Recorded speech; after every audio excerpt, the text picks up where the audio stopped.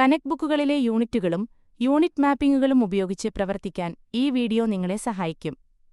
ഇൻവോയ്സുകളിലെ ഇനങ്ങളിൽ യൂണിറ്റ് മാപ്പിംഗുകൾ എങ്ങനെ പ്രയോഗിക്കാമെന്നും ഇത് കാണിച്ചുതരും. ക്രമീകരണങ്ങൾ ഓപ്ഷനുകളിൽ നിന്ന് യൂണിറ്റുകൾ തിരഞ്ഞെടുക്കുക. ഇത് നിങ്ങളെ ലഭ്യമായ യൂണിറ്റുകളുടെ ലിസ്റ്റ് കാണിക്കുന്ന യൂണിറ്റ് സ്ക്രീനിലേക്ക് കൊണ്ടുപോകും. ഒരു പുതിയ യൂണിറ്റ് സൃഷ്ടിക്കുന്നതിനുള്ള ഡയലോഗ് തുറക്കുന്നതിന് പുതിയ യൂണിറ്റ് ബട്ടണിൽ ക്ലിക്ക് ചെയ്യുക. ഒരു യൂണിറ്റിന്റെ പേര് നൽകി UQC തിരഞ്ഞെടുക്കുക.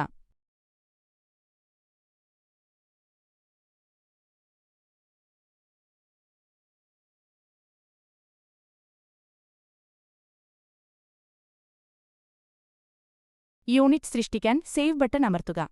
പുതുതായി ചേർത്ത യൂണിറ്റ് പട്ടികയിൽ പ്രദർശിപ്പിക്കും. യൂണിറ്റിന് എതിർവശത്തുള്ള ഡിലീറ്റ് ഐക്കണിൽ ക്ലിക്ക് ചെയ്ത് അത് നീക്കം ചെയ്യുന്നതിന് അനുബന്ധ പോപ്പപ്പ് സ്ഥിരീകരിക്കുക. നമുക്ക് കുറച്ച് യൂണിറ്റുകൾ കൂടി ചേർക്കാം. നമുക്ക് മീറ്ററിന് ഒരു യൂണിറ്റ് സൃഷ്ടിക്കാം.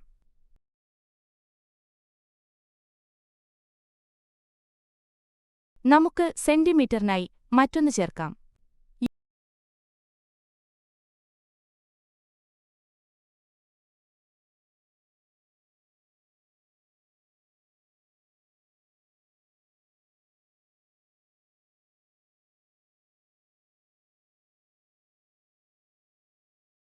യൂണിറ്റുകളുമായി ബന്ധപ്പെട്ട മാപ്പിംഗുകൾ കാണാൻ യൂണിറ്റ് മാപ്പിംഗ് ടാബിൽ ക്ലിക്ക് ചെയ്യുക. നിലവിൽ മാപ്പിംഗുകൾ ഇല്ല. മീറ്റർ മുതൽ സെന്റിമീറ്റർ വരെ ഒരു പുതിയ മാപ്പിംഗ് സൃഷ്ടിക്കാം.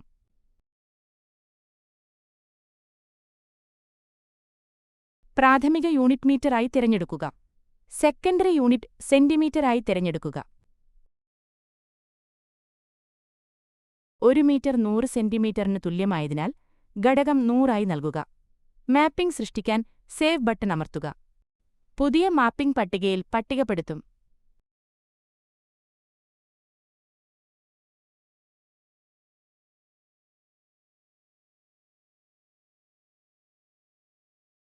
ഇപ്പോൾ യൂണിറ്റ് മീറ്ററായി ഒരു പുതിയ ഇനം സൃഷ്ടിക്കാം.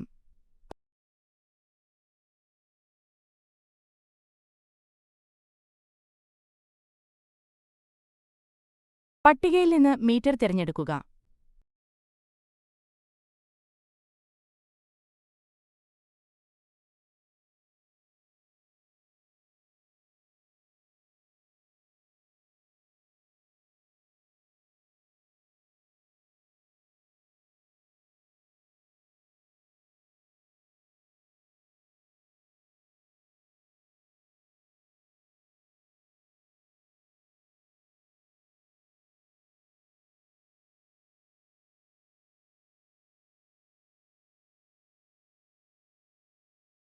മറ്റ് ഫീൽഡുകളിലേക്ക് മൂല്യങ്ങൾ നൽകുകയും ഇനം ചേർക്കുകയും ചെയ്യുക. ഉൽപ്പന്നത്തിന്റെ യൂണിറ്റ് സൃഷ്ടിച്ചതിനു ശേഷം മീറ്ററാണെന്ന് നിങ്ങൾക്ക് കാണാൻ കഴിയും.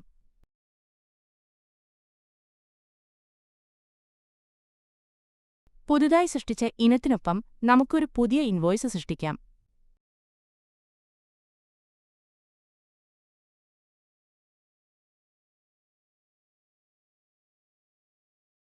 അളവ് സെല്ലിൽ തിരഞ്ഞെടുത്ത യൂണിറ്റ് പ്രദർശിപ്പിക്കും.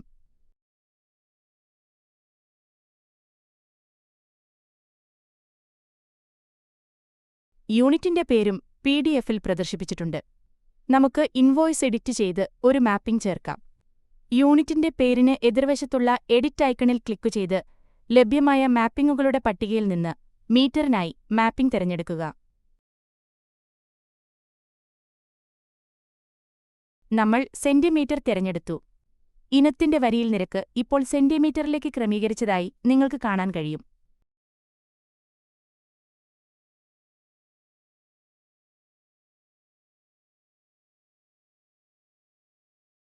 മാറ്റം PDF-ലും കാണാം.